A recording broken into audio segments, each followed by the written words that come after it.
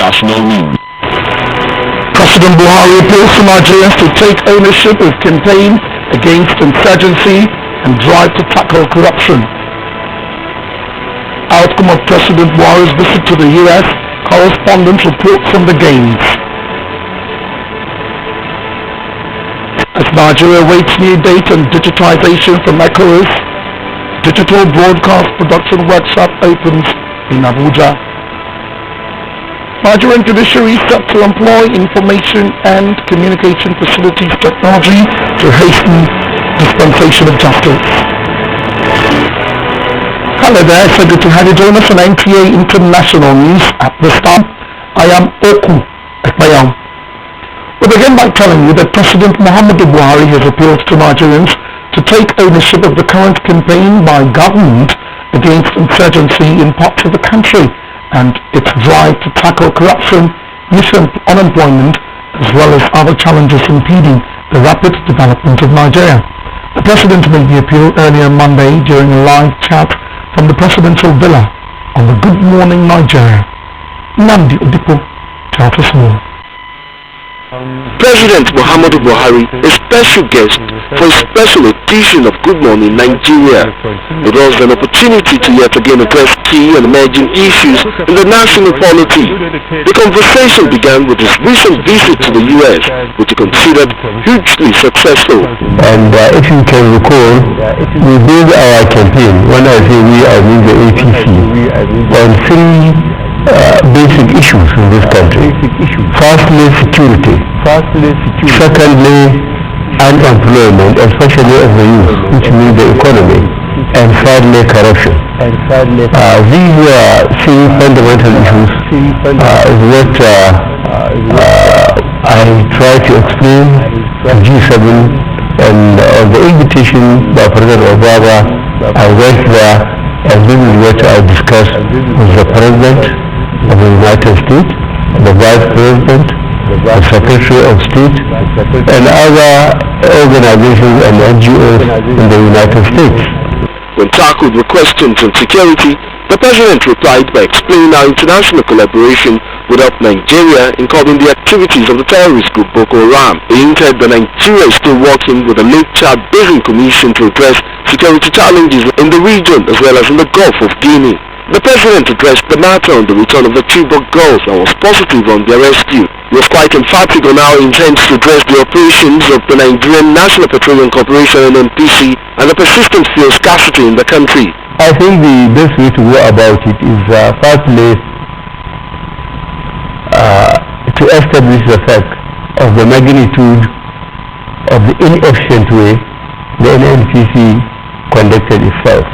On the ministerial list, he maintained the Nigerians should expect quality leaders as ministers, and also spoke on the crisis rocking the National Assembly leadership and the APC. We cannot win the battle and lose the war.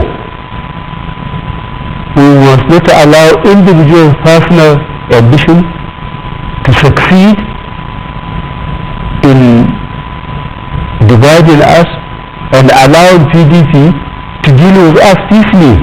On the whole, the President was generally optimistic of Nigeria emerging stronger and better in spite of subsisting challenges, and enjoined all Nigerians to join in efforts to fast-track the country's development. In Abuja, Nandi Odipo, NTA News. Meanwhile, a 30 minutes package on President Muhammadu Buhari's appearance on this Monday's edition of NTA's premium program, Good Morning Nigeria, will be transmitted on NTA network service at 10 o'clock tonight, local time. And staying with reports from Nigeria's State House, since coming to power, President Muhammadu Buhari has left no doubt about his administration's commitment to reinvigorate the nation's economy for job creation as well as improving the living conditions of Nigerians. Apart from taking measures to address the issue of corruption and put an end to impunity, the President also took the message to the United States to seek areas of collaboration, cooperation and support. State House correspondent Adamu Sambu reports on the gains of President Buhari's US visit on the economy. During the visit by President Muhammadu Buhari to the United States, very insightful meetings were held with those that matter in America's public and private sectors.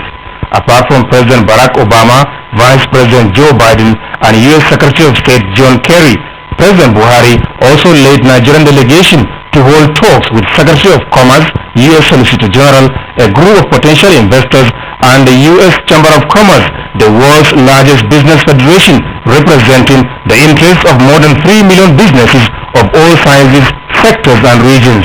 At all the meetings, pledges of renewed commitment were made on partnerships towards rebuilding the Nigerian economy. Talked about the fact that the trade, we currently have trade deficit between Nigeria and the United States, and that there is a need for this trend to be reversed. We have also started talks about we need to move the Nigerian economy from the consumption economy to a production-based economy. We are very receptive to this, and we agreed to set up bilateral economic teams to discuss some of these issues and see how we can push them forward. America is ready to play its part because Nigerians are ready to stand and be counted. Their effort is how does all of this translate to delivery jobs for the unemployed Nigeria youth? And they are willing to bring down and remove all those bottlenecks that has hindered smooth trade relationship. And it's no longer a hanging policy, but policy that will go down to the grassroots and touch the lives of the ordinary people. I think you're going to see more investment in areas like agribusiness and things that create employment and give young people in particular hope that productive activities are more important than extremism. President Buhari, during the talks, reaffirmed his commitment to lead by example, recover all looted funds, rescue the looters, and effectively utilize public funds for public good.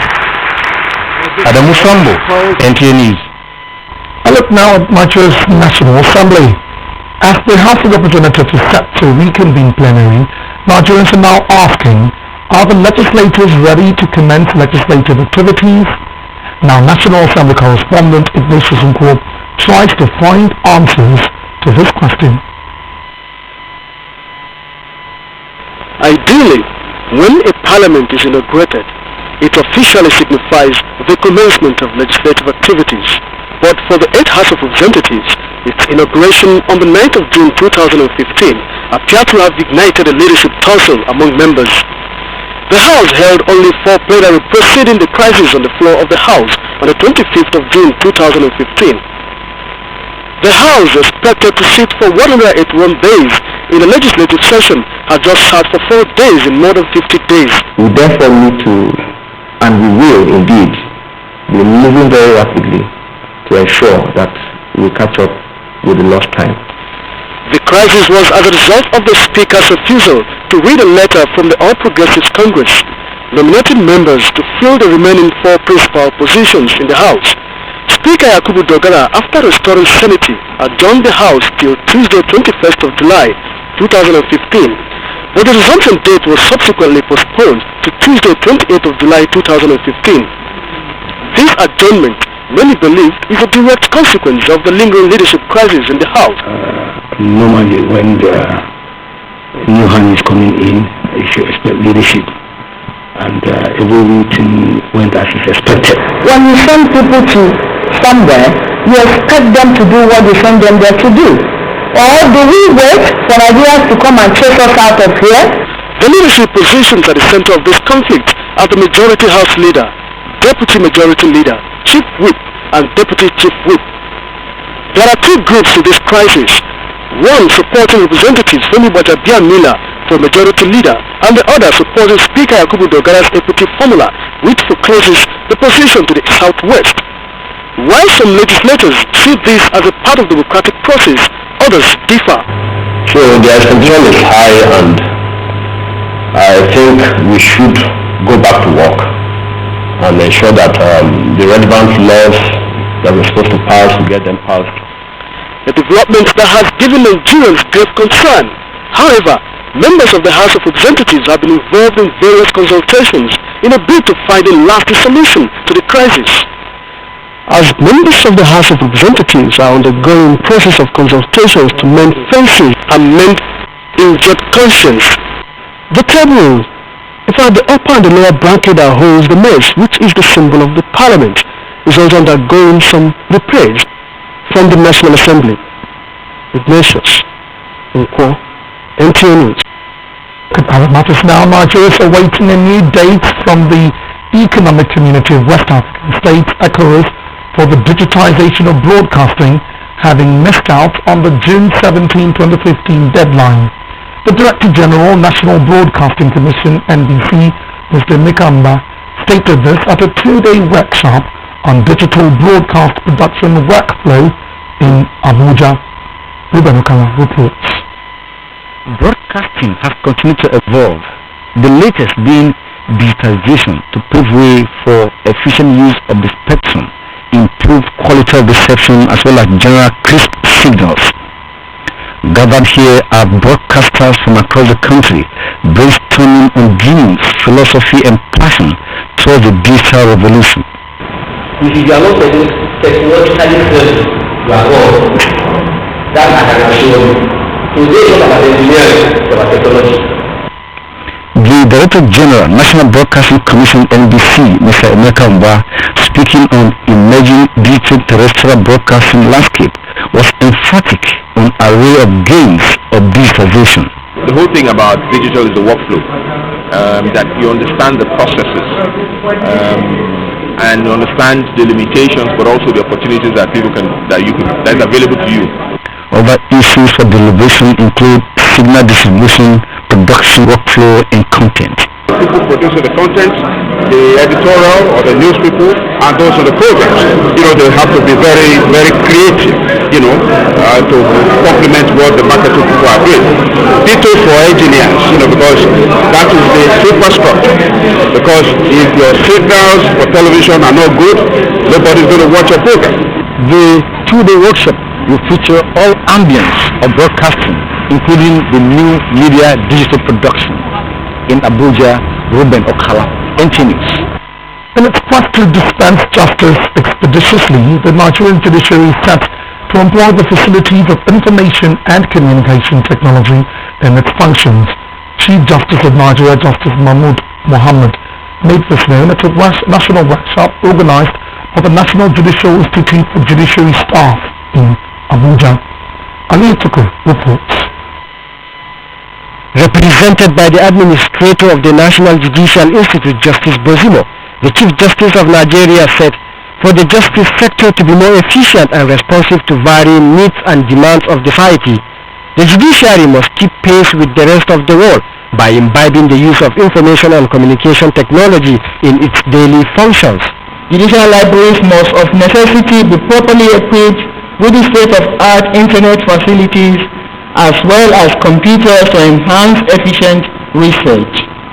This step must be taken in transforming its libraries into digital libraries. Justice Bozimo said the workshop, which is for the judiciary librarians, is aimed at inculcating ethical standards in staff so as to discharge their duties efficiently. I implore all judicial librarians to rise up to the challenge and be ICT compliant, because the information that judicial officers may be demanding from them will gradually be virtually ICT related.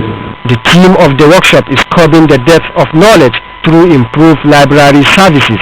In Abuja, Ali Utuku, NTA News. You're watching NTA International News from Abuja, Nigeria. A quick look at the top stories again. To tackle corruption, youth unemployment and other challenges, President Buhari has appealed to Nigerians to take ownership of the current campaign by government against insurgency. We also heard that as Nigeria awaits new dates from the ECOWAS for digitization of broadcasting, the two-day workshop opened Monday on digital broadcast production workflow in Abuja for practitioners. Ahead in the news, Director General of National Emergency Management Agency commiserates with the bomb attack victims, promises more support. Good Morning Nigeria today featured President Muhammadu Buhari as special guest. Tonight at 10 p.m. on the network series of the NTA, we shall bring you details of that interaction with the President.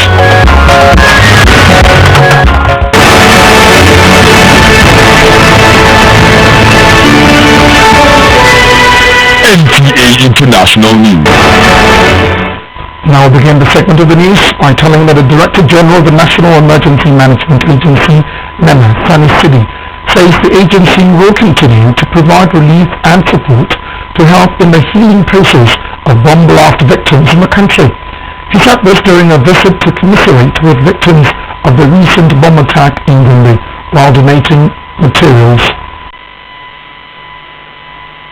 Received by Governor Ibrahim Hassan Dankwambo, the NEMA Director General Sani Sidi visited victims of Tuesday's multiple bomb blasts at Dadankour and Dokomoto parks, receiving treatment at the Federal Teaching Hospital and Specialist Hospital Gombe, where he donated hospital consumables for the management of the victims. I would like to seize this particular opportunity to once again condole with you, the government, the entire people of Gombe State over the unfortunate bomb blast that occurred in Gombe some few days ago. When I was with them, they also assured me that we will be getting more supplies and consumables. Like they have seen the number of patients that were in our hospital. From what the doctor said, over 100 were brought to them, and inshallah they've been able to treat most of them. None of them is in the emergency now, all of them are in the wards. So at this time they need to maintain, the level of drop, the level of supplies that they have in the hospital. So we are very grateful. Victims of the bomb blast and management of the Specialist and Federal Teaching Hospital Gombe expressed gratitude to NEMA for the gesture. The NEMA DG and Gombe State Governor visited the scene of the bomb blast, where he sympathized with motor park members and officials. In Gombe, I am Musa Abubakar, NTA News. Still talking security, the newly decorated Commandant General of the Nigerian Security and Civil Defense Corps, Abdullahi Muhammad Dugana, has pledged to redouble efforts to the agency in curbing oil theft and pipeline vandalism in the country. The Commandant General said this during his decoration in Abuja. Joy Uzu reports. A new chapter begins. His predecessor has said the bar high, and now it's his task to move the Nigerian Security and Civil Defense Corps a notch higher. Abdullahi Muhammad Dugana was the Assistant Commandant General of the Corps before his elevation. Now the buck stops at his table. He is assuming the headship of a paramilitary organization that constantly battles pipeline vandals and has its hands full in protecting critical national infrastructure. For the fulfilled husband and boss, surpassing the records of his predecessor is key, but protecting national interest remains sacrosanct. With the assistance of Mr. President, very soon, pipeline regulation will come to the end. The challenges we had are being addressed by the President. So I'm sure you see changes very soon. Permanent Secretary of the Ministry of Interior believes the new man will bring his experience to bear on the new assignment. Appointment of public office is strictly on merit, which places emphasis on the appointee's antecedents, achievements, and conduct. Nigeria is set to lose about $300 million annually to pipeline vandalism. If Abdullahi Ghana is to justify the confidence reposed in him, he must work along with other agencies in blocking the leakages that contribute to the loss of crucial revenue.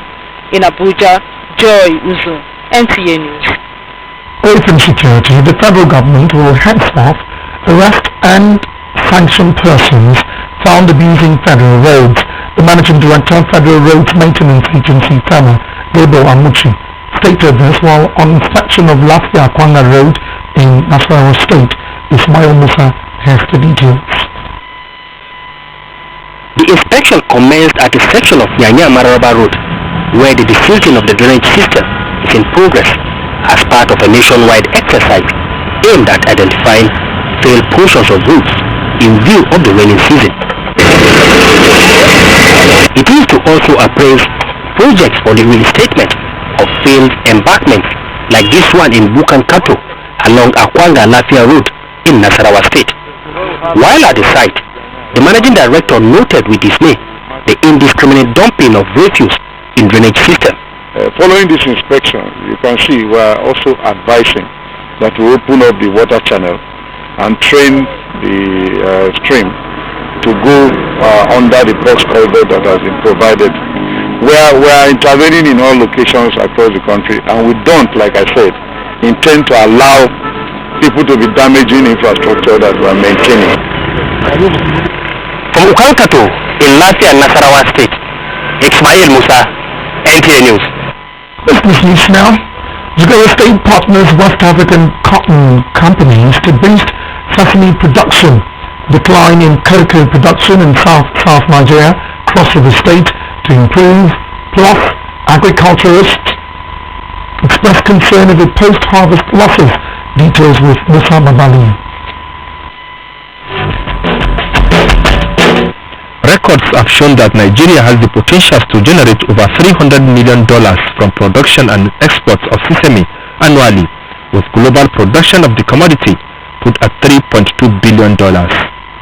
Jigawa State is among the major producers of the cash crop, contributing to the 180,000 metric tons Nigeria produces annually. The state is therefore partnering with West Africa Cotton Company to increase the production as the way of generating more non-oil revenue to the state. Dwindling cocoa production in Nigeria is not only a source of concern to farmers but also to the government, as its contribution to the growth of the economy continues to decline. The situation has been attributed to the outdated method of production and insect infestation and disease affecting the crop. To tackle the challenge, the Cross River State government is partnering with major cocoa farmers to boost the production and processing of the commodity. Investigations reveal that rural farmers in Nigeria have been grappling with low agricultural production with over 40% post-harvest loss. The development is said to be responsible for the high cost and scarcity of some crops, especially vegetables, at this season. Post-harvest losses in Nigeria puts Nigeria as one of the top 5 in the world. The farmers in Nigeria, they work so hard to feed us in this country, they get very little return for it. Reviving the commodity market and establishment of bulk centers are some of the steps taken by government to address the situation. In Abuja, Musa Baba Aliyu, NTA News. Now for a look at some reports trending around the globe. Obama meets with Ethiopian Prime Minister Hailemariam Desalegn to discuss security and trade in the African region. Burundi's main opposition, Agathon Rwasa, turns up in parliament despite threats earlier to break up at the first session since after election. Clashes in Yemen reported despite truce in the third largest city of Taiz. Details with Basi Taipan. To focus on security and the threat all the armed groups have survived. But as the Prime Minister noted, yesterday's bombing in Mogadishu reminds us that terrorist groups like Al-Shabaab offer nothing but death and destruction and have to be stopped. The two will also discuss ways of boosting business ties in Africa. The U.S. President's visit comes amid appeals by activists for Addis Ababa to improve its poor rights records. President Obama is the first sitting U.S. president to address African Union. Rwasa was the first to arrive at the parliament building, despite threatening a boycott since after the election. He has earlier appealed for a unity government, which the people are doubting its workability if actually set up as the two do not get along. He insists that if the unity government does not work, the president will only serve for 1 year, after which a fresh election will take place in that country. Clashes in Yemen are continuing despite a 5-day ceasefire declared by the pro-government coming to effect. At least 10 rebels were killed after their vehicles were targeted by an explosion in the province minutes before the peace agreement. The rebels on Sunday said they had not committed to the humanitarian pause declared by the coalition. Basi Taipan, NTA News. Tim Tomben beats Tim Anambra in Nigerian Communications Commission Tennis League in Abuja as Mexico wins a record football Gold Cup title in the US. Correspondent Amanda Marcus reports.